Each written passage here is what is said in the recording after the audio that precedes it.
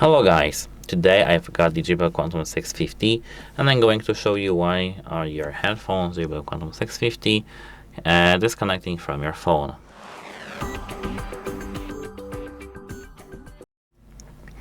If the connection is lagging, if it's just broken, the first thing, the base of the fix is that you need to try to pair your headphones to a different device, to the different phone, different tablet, different laptop, and check if the connection is still dropping there.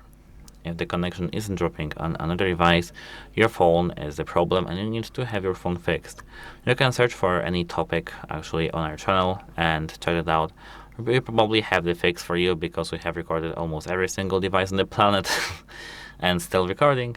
So, it's possible that we have the fix. But if it still doesn't work on the second device, the headphones are at fault.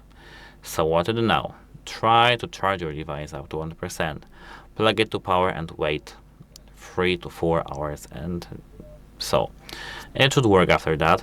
But if it still doesn't work after that, if it still doesn't work after charge, you need to try to take out the battery from here, take out it from here, and now wait when your battery is taken out.